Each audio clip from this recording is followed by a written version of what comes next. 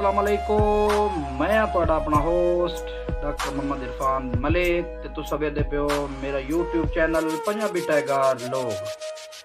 ते साडे इस चैनल ते नित नवें तो नवें पंजाबी दौड़े रिकॉर्ड होंदे न। तुसां वीरां, तुसां दोस्तां, तुसां अजीज़ां, तुसां बिरावां दी स्पेशल और खास किस्म दी फरमाइशां ते आई सानू जनाब स्पेशल पाकिस्तान तो फरमाइश की जनाब साडे चंज बिराश साडे शहजादे ते साडे प्यारे वीर जनाब राणा कैसर साहब जनाब आफमानाला तहसीलो जिला शेखुपुरा उन्होंने स्पेशल फरमाइश ते उन्होंने दोस्तों की नज़र जनाब मुदस्सिर शफी साहब पिंडी भटियां तो हमरा जनाब अफजाल खान बलोच साहब जड़ावाला सिटी उन्होंने नज़र स्पेशल दौड़े बजदा सादा सजण विसा कोई नहीं केड़ी कह नाल वत रिंजगी है।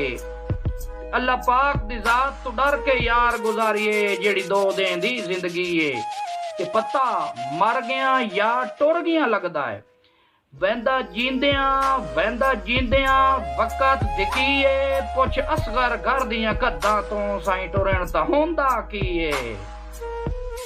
राणा साहब भाई सानू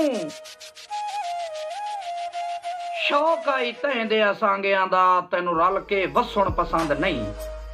सानू शौक आई तैंदे सांगियां दा तैनू रल के वसण पसंद नहीं। मन रब दा नाम मुलाकातां दे पिछू घर दा रवाजे बंद नहीं। ते मैं तां मुड़ पछतावना पै जावी। राणा साहब समझे सोचे इस गल नू मैं तां मुड़ पछतावना पै जावे। कर इतनी सोच बुलंद नहीं वदा रोसे सिर ते बाह रख के तेनू लभना नूर समंद नहीं। वसदे पारा से तेरियां मर्जा हैं राणा साहब पहले कदन बीमारा से।